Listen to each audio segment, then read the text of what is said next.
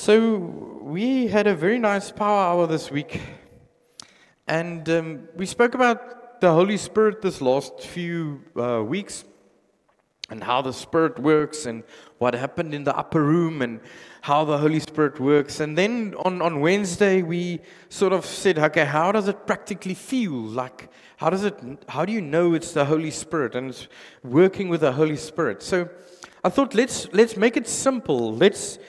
Let's make the theme a simpler way to understand the faith dimensions. How do you comprehend the Holy Spirit in practice? And we start with the idea of spirituality. Now, spirituality is a word that's been used. I think the best way, I put the definition on it, but spirituality is to say that how am I plugged into faith? So dis die plug teen die muur. Who's ek ingeplug, and what power and what energy am I receiving? So how do I see beyond what is metaphysical, what is present? How do I see further? How do I see with faith? How do I understand? So it initially describes matters of the soul, the divine connection, or the religious devotion, particularly monastic and ecclesiastical settings. So when we talk about spirituality, we're talking about breath. The original meaning is breath, spirit, soul, and to breathe, which is nice. It's the same as the Old Testament word ruach, which is also breath, and the New Testament, which is also the pneuma, which is also breath or wind. And what I said in one of the sermons was, when they were in the upper room, the wind came in. And it was a way in which they understood that the gods entered the world. So for them it made logically sense that God is entering the world through wind, deur wind, gees of asem. En so kom God binne in alles in, and so he's within each and every one. So spirituality is a broad concept, and it describes a personal sense of connection with something greater than oneself. Wanneer ons praat van geloof, when we talk about faith and spirituality, it's always difficult because it's such a personal thing, but it's such a public thing. When you talk about to people around you in different settings, it's difficult because want dit is 'n persoonlike ding wat jy ervaar, maar dit is 'n publieke ding wat jy moet doen. So in the one interview, Piers Morgan asks Jordan Peterson, "Do you believe in God?" And his first response is, well, Piers, that's a very personal question. But let me answer you like this. By your fruits you shall be known, which I think was a good answer. This morning I want to explore a bit to say that we all experience the Spirit in different ways. And I'm going to use a few examples. And I'm not a psychologist, I'm not a psychiatrist, I'm not any of those type of things. So please don't take this information and then apply it to everyone. This is just a broad understanding. So I want to start off with this idea. This is the main idea I want to work with. When we seek God, it's as if we always look to God, and then God must talk to us. So wanneer ons bid, dan bid ons, Here, hierdie week wat kom, nê? Asseblief, daai ding wat ek voor gesoek het, onthou dit. Onthou dat ons net daaroor praat en laat ons net daarvoor kyk. And then we try to always look for God on the outside. So we get in our cars, we drive, we get on Instagram, we get on Facebook and YouTube, and we try to see the miracles of God, and where's God working and how is He working, and especially now with the stuff in the world going on, we pray that God divinely works into the world, and yes, that's true. But I wonder, does God not truly and deeply work from within us? So om God te verstaan, is nie altyd om God te gaan soek nie. To understand God and the Holy Spirit is not always to go and look for Him, but maybe to turn inwards and say, maybe I should learn to get to know myself. Now, I know when you're older, you get to know yourself. I know you do. But do you truly ever know yourself? I mean, it's like 'n huwelik. Clive, jy's nou 43 jaar getroud. Nou, ek gaan jou nou persoonlik vra, waar's Clive? Oh, he just went out, luckily. But if I wanted to ask him, I will ask him, do you truly know your wife? by now? And do you truly know your husband by now? Yes, you know stuff about him. You know some ways in which he thinks, but he still surprises you each and every day. Oom Herklaas, tannie Albie, kan ek julle onder die bus gooi? Hulle is jare getroud. They've married for years now.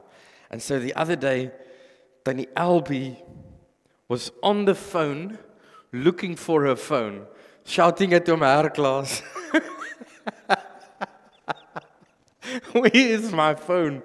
And on the same day, Oom Herklaas was in the shower, and he got blind. He stopped seeing. And then he realized he's got his glasses on, and the steam was... Ekskuus, ek gooi julle vieslik onder die bus. Julle is welkom om my onder die bus te gooi. We get to know ourselves every day. I don't think you come at a point where you ever say, oh, now I know exactly how I work. So, what I want to say is, if you want to discover God, don't always go outside. Go inwards. For if He created you, He knows your hair on your head. He knows you. He knitted you in the womb. He divinely structured you. Why should you look there when you can look in here?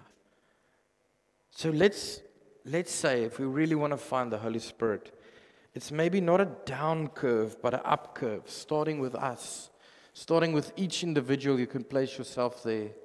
Say, let me discover myself so that I can discover God. So I'm going to use 4 temperaments.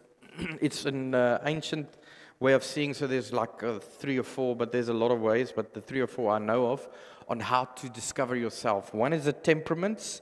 I know the other one they're doing currently is the Enneagram. The Enneagram is quite a good way to understand yourself. And then the other one is obviously the Myers-Briggs one, and then you get like the neural pathway one, which is brain traits. So you either fall in one of these 4 categories. Now, this is not who you are. This is traits you fall to. Now, I want you to look at it carefully, because you're going to see yourself and you're going to see your husband in this. And you're going to see your colleagues in this. Please don't use this as a weapon. Please don't take this and say, oh, okay. So, and I'm going to combine it with spirituality. Amongst us, there are people that are yellow, which Lynette Beer calls in a book, yuppie yellow. There are people like this. Now, I'm going to put someone in a box now, but if he's watching, you can see, but that's like Gavin. We really love people. We love people. We love to go amongst people. So we're optimistic people. It comes naturally for us. We're cheerful, social, energetic, talkative, and enthusiastic, excited. I met someone and I said, do you want to go to a camp? Yes. What time are we leaving? Soos vir party mense sal dit van die bus afgooi, want hoe kan jy dit sê? I need to plan. I need to know how long and what and what. So there are yellow people amongst us. That's spontaneous. You can go deeper into these things to say that these people are emotional and they love people around them. Now, what's interesting, I'll get to this as well, but yellow people usually marry blue people, and red people usually marry green people, but that's just generalization. It's not naturally that it will be like this. So the sanguine individuals are outgoing, they're people-oriented, and they thrive on interaction. They are often warm, expressive, and enjoy being the center of attention. Hulle sal die vertrek oorneem. En hulle irriteer party mense. Want hulle vat oor. They take over and they irritate people. Their strengths are that they are charismatic, they're fun to be with, they're inspiring, and they're great at building relationships. Their weaknesses is, because they're so impulsive and quick, that they can be disorganized, they can be overly talkative, or prone to exaggeration. So they, dit is hulle. Now, if we take this temperament as optimistic, we can see that their spirituality, the way that these people will experience the Holy Spirit, would most likely be emotional. So it'll be a lot of yellow in people will experience the Holy Spirit as a very emotional thing because they're emotional beings. And I'm not just talking about women or men, but some people are more emotional than others. And they'll say that the Holy Spirit, dit gaan oor 'n belewenis, 'n ervaring. Now, what happened in the Dutch Reformed Church, we'll come to this, is we grew up very scripture orientated. So ons is geleer die Bybel, ken jou verse, ken die Bybel. Now this congregation really knows their Bible. But today the problem is a lot of young people don't know the Bible. So they really don't know the Bible. They don't know where what is, they don't know how. But the yellow people say, let's not start with scripture, let's start with an amazing worship service. I love it. They want to raise their hands. They want to be part of it. So, most likely, a lot of people are married to yellow people. And you can't, and sometimes, because I've got a lot of yellow in me, my wife hates some things I do. Because I'll come to places and I'll start talking to random people. And she says, you can't talk to them. Don't talk to them. You're embarrassing me. And then but it's because I'm yellow. I like interacting with people. So it happens in marriages. But our emotional or our way to experience the Holy Spirit would be emotional. There are people that are not like this. And it's okay. But sometimes your spiritual alignment is emotional spiritually. You emphasize feelings, devotion, and a connection to joy, divine love, in awe. And it's this lekker, you experience the Holy Spirit when you come together and the lights are down and it's just worship and you can cry and you can feel. That's when you have the Holy Spirit. That's one type of person who experiences the Holy Spirit. It doesn't mean it accounts for everyone. That's just one type. So we thrive on maybe a rational expressive. We'll come to that. Examples of how yellow people would perceive the Holy Spirit and see the Holy Spirit is singing devotional hymns in groups. Must be groups. They don't like to be alone. They don't want to be alone. If you want to destroy them, you tell them, go outside and be alone for a while. They're not going to like it. They participate in vibrant worship services and festivals, expressing gratitude through prayer and journaling. These are the type of people that will go to, and not type of people, this is a trait within people, that will go to Passion. And when they're at Passion and the whole crowd sings, they will become emotional, and it's the whole atmosphere that they will experience, and they will see the Holy Spirit. This is one aspect of experiencing the Holy Spirit. So that's yellow. Then you get what they call choleric people. Choleric people, it's the red trait. Now, so you get the yellow trait, the bietjie van 'n los koppie, maar hy voel en hulle is happy and hulle is joyful and jokerig. You love being around them. The red people are a lot more analytical. So their traits are they're ambitious, confident, assertive, decisive, and goal-oriented. If you think about red, you can think about Donald Trump. It's a leader and someone who makes decisions, who rarely thinks about other people's emotions. A lot of CEOs are like this. They make decisions based on the facts. What is the facts? Wat is die feite? So what's interesting about the NG Kerk is we had a lot of red dominant figures as leaders, but also the way we saw Scripture. So we think about the Holy Spirit as rational. So you can't experience, jy mag nie die Heilige Gees voel nie, jy moet dit verstaan. You must understand it. So that's a red or a choleric person. Now, cholerics are natural leaders who are driven, independent, and focused on achieving goals. You'll probably have a choleric boss or CEO that you work for. They struggle to associate with your emotions. Now, you can also be married to one. So you may be married to a bit of a yellow person, maybe married to a bit of a red person. These red people or choleric people, their strengths are that they are strong-willed, strategic, and effective in motivating others. They are really good at running businesses. They are really good at making decisions. Their weaknesses is they can be controlling, aggressive, and insensitive to others' feelings. Now, these red people, their spiritual alignment. In my previous congregation, we had one of them. He came to me, he said, Why do we have to sing so much? Can we not leave the sing? I'm here for the word. I preach 10, 15 minutes and I can go. I don't want to sing and raise my hands. I don't want to do that. I want to hear the word and go. That was the type of red person you worked with.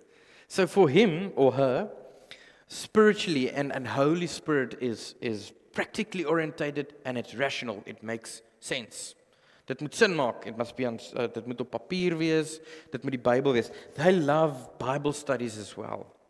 Give me the Greek, give me the original context, give me the alignment with what the word says, how the word says, and I'll do my own studies. I'll go home and I'll study the word. Cholerics align with action-orientated and purpose-driven, drawn spirituality. They want to do. They want a good sermon where the pastor ignites them, empowers them, and they move out and they do. They don't necessarily think, but they feel that the Spirit has moved them. So ek gee 'n goeie preek oor julle moet gaan doen en dade en doen en dan gaan ons hier uit en ons gaan noodwendig eers we go someplace, we hand out a lot of things and we feel yes, that's the Holy Spirit. We've got the Holy Spirit. We've most red or the red aspect or faction in people, they view spirituality as a call to action. They like to do. They like to do a lot of things. Examples of these red aspects in spirituality is they like leading community service projects. They like selfless service. They advocate for justice. You'll get a lot of these red factions you'll get like in political parties because they like being ethical, goal-driven, practical, serve the community. This is what we do. This is what we're going to do. This is who we're going to stand for. This is how we're going to stand for. They are not necessarily going to be very emotional. And sometimes you're married to a red person. Good luck if you're married to a red person. It's sometimes difficult because the way they are knit together is good, but it can sometimes become harsh. So we've got all these aspects in us. We've got blue aspects, or you've got more blue aspects. Oh, I've put pictures there for you as well. The yellow one is daar, you can see, because somebody die geel sien, nee. Daar's die geel, daarbo. Geel mense. Oh, I want to believe and I want to faith. With the red, you'll get a more formal, stricter sense of being. I've also put that's part of the data analyst and analytical thinking. With the blue people are, yes, ek wil nie judge nie, maar ek kan sien wie's so bietjie. Nee, blue people, they call them, well, what Lynette Beer, she calls them brilliant blue. They'll be melancholic. They'll be more prone to be depressed. Because they are so super realistic. They want to be detail analyzed. When you tell a blue person you want to do something, they'll start with a list. What time? Where? How? Hoeveel? Waar? Wat moet gespel wees? Hulle gaan tot in die fynste detail in om te sê, this, explain to me, wait. Don't just send me a list, give me every single thing. I want to know all the details. So their strengths in blue people are organized, compassionate, and excellent at problem solving. Their weaknesses is they're prone to moodiness and self-criticism. Blue people are perfectionists. And if it's not, as dit nie perfek is nie, los dit. And I'll later explain to you what is interesting about them. So they've also got a rational spirituality. Also want to understand. I want to understand the Holy Spirit. I want to understand how God works. They're analytical, introspective. They always evaluate themselves. They evaluate themselves before they evaluate others. Hulle sal verskriklik hard op hulle self wees. They'll be extremely hard on themselves. Their spiritual alignment is also rational. They emphasize intellectual inquiry. So there's a lot of blue aspects in worship as well. That's people, blue and red, won't necessarily be in a service raising their hands, being emotional, feeling. They don't really want to feel. They want to feel inside. but not express it necessarily. As julle verstaan wat ek bedoel. So you get these type of people. Now, they marry each other. They work with each other. They're in church together. That's why we're doing this in church. So melancholic thinkers, they seek meaning in order. They're naturally drawn to spiritual practices. So what's interesting is you get a yellow person in the service, or which is more prone to yellow and more blue. Die geel persoon sal na die diens vir my kom sê, yes, die worship was amazing. Die blou en rooi persoon, the blue and red person will come to me and say the words on the PowerPoint is wrong. And they're both in the service. There's people in the service that will say, oh, I love the worship, and the red and the blue will say, your spelling on those was wrong, that slide was wrong, that was wrong, that was wrong. They're all in the service. Now they're all in the workplace as well. You work with these people. The yellow, the creative one, the intuitive one, the feeling one. Dis die droomkind, die dromertjie. Hulle is happy, die blou, analyties. Critical. It has to be right in the right order. And blue like to plan. If you're a blue temperament, you'd like to be organized and planned. So my father-in-law who passed away, he even liked to plan his holidays. I said, I can't be. So he said, we'll leave at 10:30. We'll stop at Kroonstad at 10:45. Then we'll be at Burger King at 11. We'll make sure that we book in by 2. And by 4, we'll start the fire. By 5, we'll braai. I said, just the thought of that makes me tired. I don't want to go on holiday. Because I'm yellow, I want to be impulsive. Tell me, if you want to take me on holiday, put me in a car and say, let's go. Now we get these people in service. So the yellow ones, they want to experience. They want to get emotional. They want a nice video clip. And they want to experience the Spirit. You get people who want to know the Spirit. Tell me about the Scripture, what is in the Scripture, what the Scripture says. Align the Scripture for me.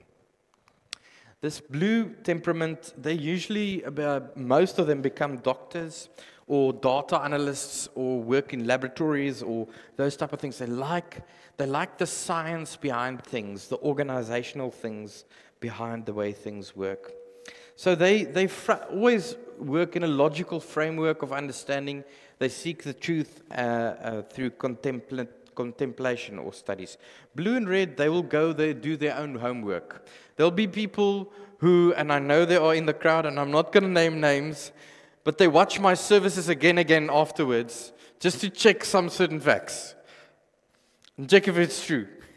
Willem, you said something which was interesting. I'm not criticizing. They exist. It's good. It's good.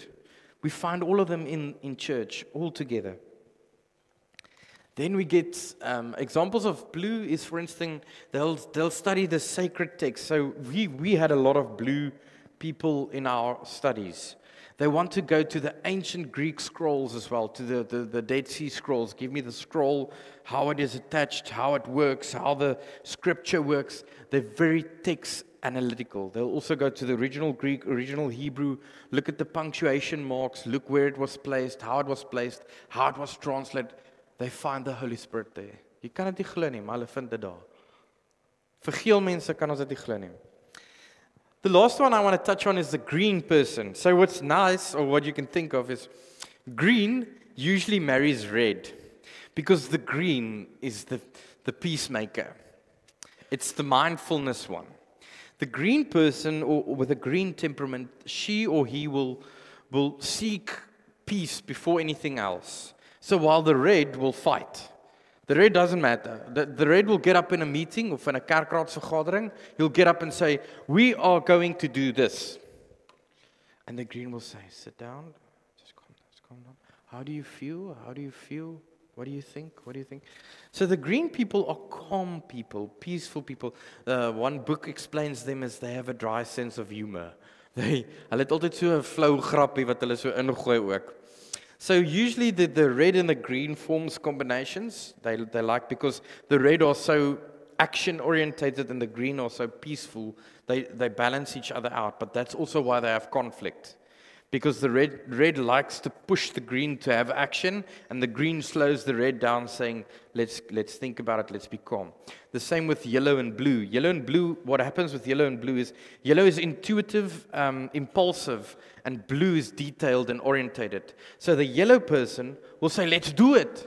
The blue person will say, wag, kyk na die budget. Ons het nie so baie geld nie, wag het gehou. En dan sal die geel mens sê, nee, maar ons gaan geld kry. En die blou mens sê, nee. Die geld moet eers inkom. So, a green person will be patient, supportive, excellent at mediating conflicts. They'll be excellent psychologists or pastoral workers, or there'll be those type of things. Their temperament traits is they're calm, peaceful, diplomatic, reliable, easygoing. They're very reliable people. Because they're so calm and meditative, they're always kind of the same. They don't get excited easily in terms of aggression or happiness. So they also, in our services, green people. They just want calmness. You know, I want to go to church and I don't want a lot of fights and drama and politics. I just want a nice message and just a nice experience. They're phlegmatic, that's the ancient word of that. They seek inner peace and unity. They value quiet, transcendent moments. So the green people will be the people when we do a worship session and we say you can come to the front and you can light a candle. It'll mean a lot to them. Because they process the world internally. They think internally. So hulle sal vorentoe kom en 'n kers aansteek en sê hierdie is vir so en so wat this is for this person I'm thinking of, and I want to pray for them, and I really want to think, and I really want to give them to the Lord. Examples of practices of them: they like meditation, as I said. They like contemplative prayer. They engage in silent retreats. Now I struggle with this, a silent retreat, but they love it. Take me away to the silence. So, let's break it down. When we come to faith, there's 4 faith movements in which people experience the Holy Spirit. So that's just to integrate some of your personality with your spirituality. You might have all 4 of them, you might have some of them, more of them, or less of them. It comes down to these 4 basic spiritualities. If you experience the Holy Spirit, and if you say, die Here het vir my gesê, the one person took the Myers-Briggs and he integrated it. I've got his book on there if you want to read it later. And he integrated on how to experience the Holy Spirit. It comes down to these 4 to summarize it. There are people who say that the Holy Spirit and God works rationally with my brain. It makes sense. Following God means certain rational things. Dit moet so wees.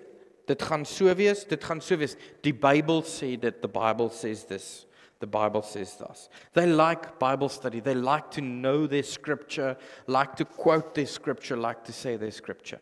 These people will seldom say that the Lord told me, or they can say it, but they'll usually back it up with facts.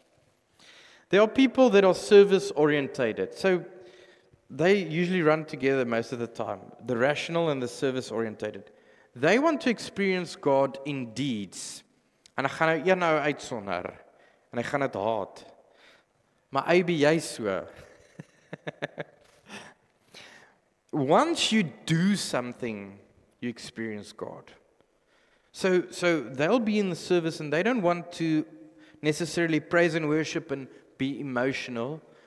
Tell them to help and fix and do things, and then they'll experience God.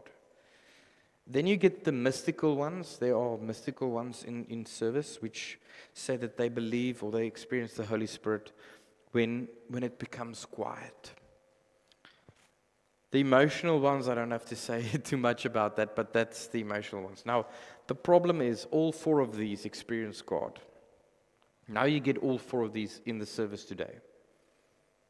So there's people that say this hierdie preek was deur mekaar, hierdie ou was they want the rationale. There's people who say they like the emotional. There's people who say they like the deeds, and some people who like the mystical. I want to ask you, place yourself in a quadrant now. Which one comes naturally for you? Don't tell me, don't tell anyone. Place yourself in a quadrant. Where would you place yourself? Do you like to experience the Holy Spirit when a text is explained? When you do Bible study? When you watch a nice YouTube podcast or a YouTube interview and they give facts and information? Do you like to serve others? Like, if I can build something or do something for the church? Do you like being quiet and still? I also want to touch the mystical one to nature. Do you like to be emotional? Raise your hands. So the emotional people will say, why don't everybody raise their hands? Well, everybody don't want to raise their hands. Simple as that. Almal wil nie hulle hande opsteek nie. And that's okay.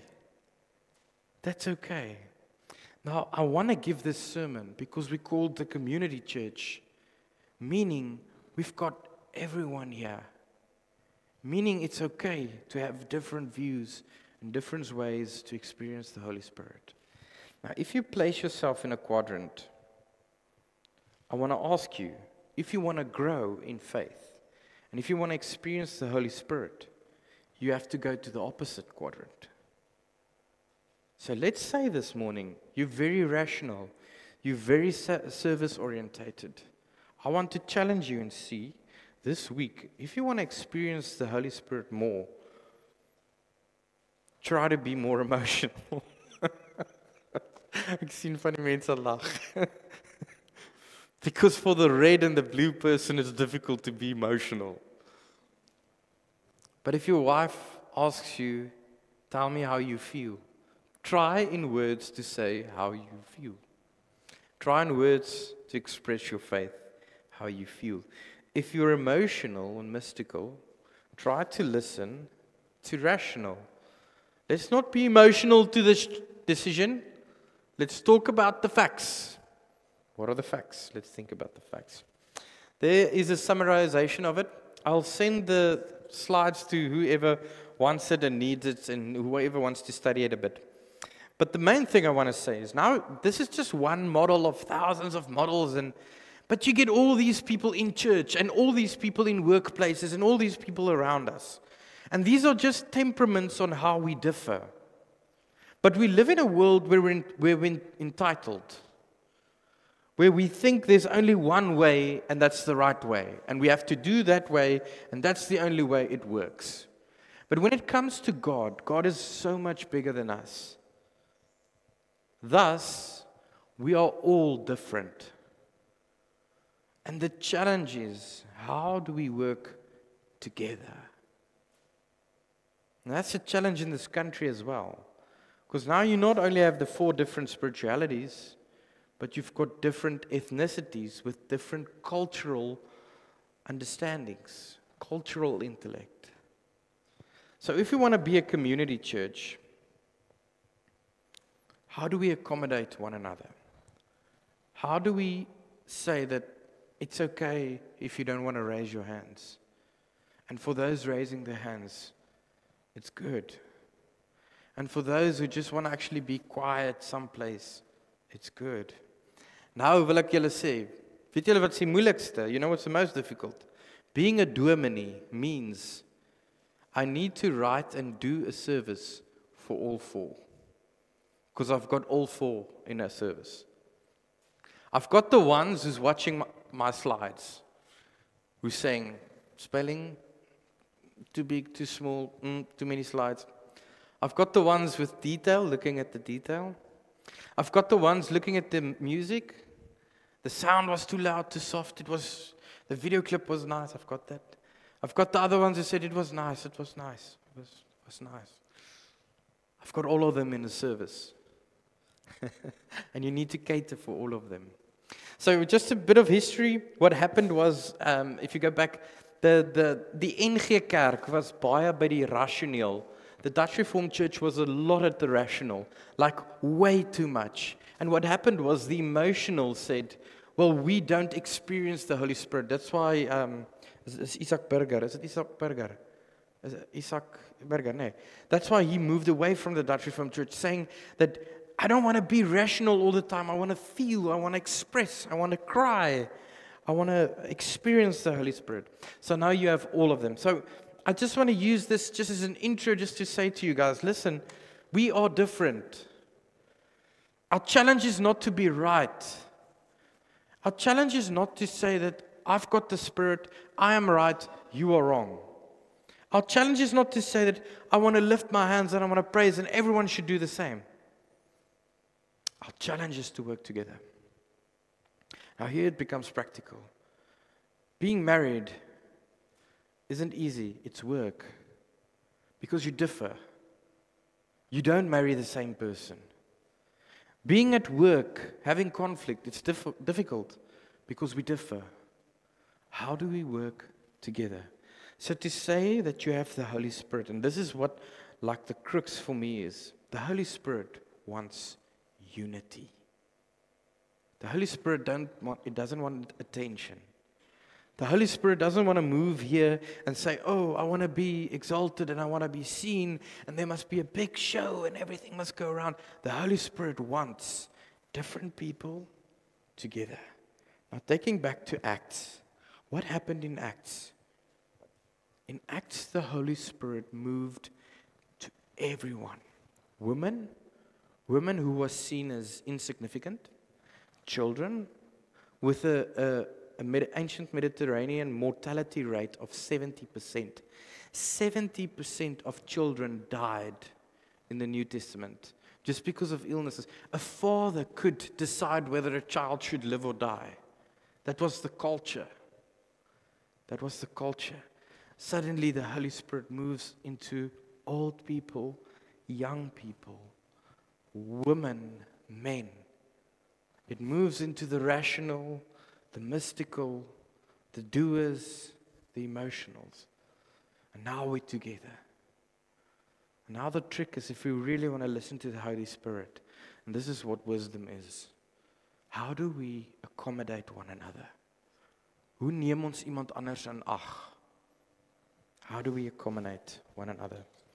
If you want to go further, these are the two books I read, or you can read on your own if you want.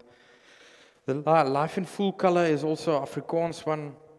It really goes into a lot of depth on how it works. But this is what I want to come to. This is what we want to do. Is how do we create a church called the Community Church, where we say we want more people.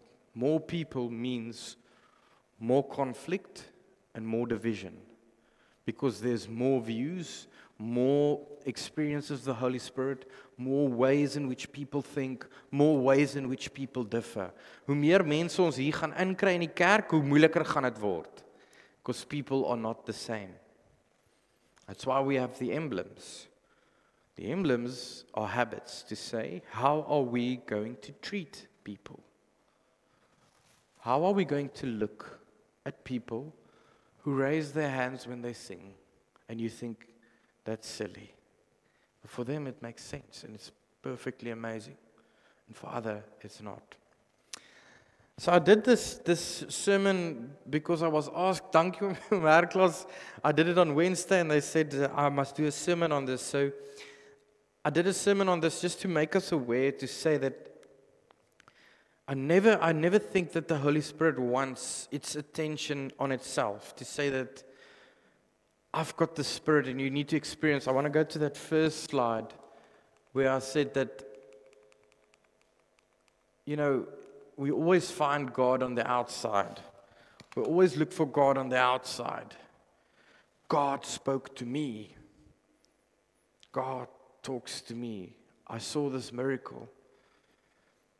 God is in you. The Spirit is in you. He works through you. Discover yourself so that you can hear God. Discover the way you work and the way you think so that you can hear God. And if you want to truly go deeper, go the opposite. Those who don't feel, try to feel. Those who feel too much, try to feel less. Those who think too much, try to not think that.